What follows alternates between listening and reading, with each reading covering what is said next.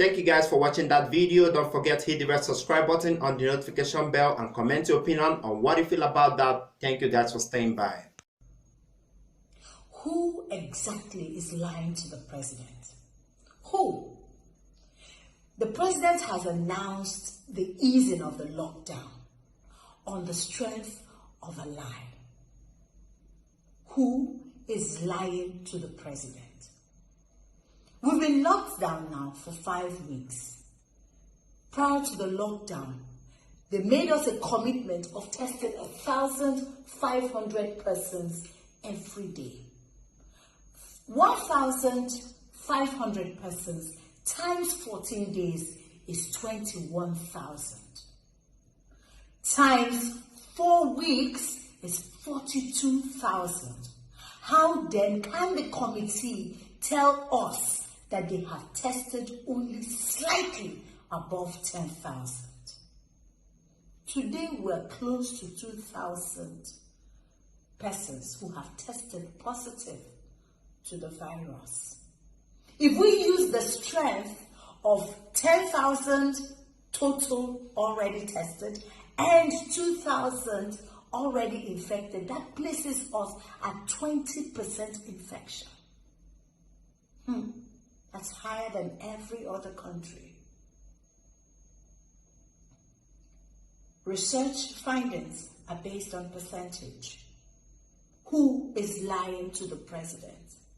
Because on the strength of a lie, he has approved an ease and he has also approved an increase in the number of people to be tested daily to 2,500. If they could not accomplish 1,500, then how are they able to achieve 2,500 a day? The nurses and doctors and all health workers are working extremely hard, breaking themselves into pieces just to save lives. And a few people are sitting in the comfort of an air-conditioned room and reaching agreements that empowers only their pockets. Why make a mess of people's effort? Why? You know, sometimes when I sit down and I think of some of the things that people sit in committees and come up with, I wonder what runs in their veins. Blood or water? Because they react like people who don't feel the pains of others. You have moved responsibility from yourself and you have hung it on the neck of the common masses. The same people that you are supposed to be protecting.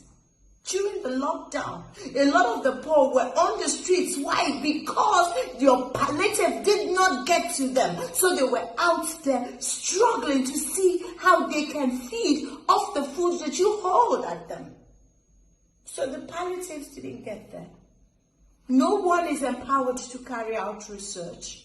So research isn't going on.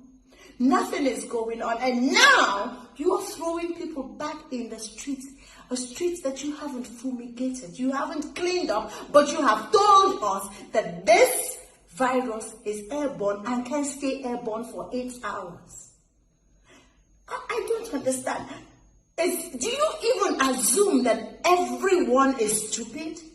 Let us take, for instance, Lagos State. With no traffic during the lockdown, they could not trace people who had contact with those who had tested positive to the virus. They couldn't trace them. So imagine now, with traffic, how they will trace anyone.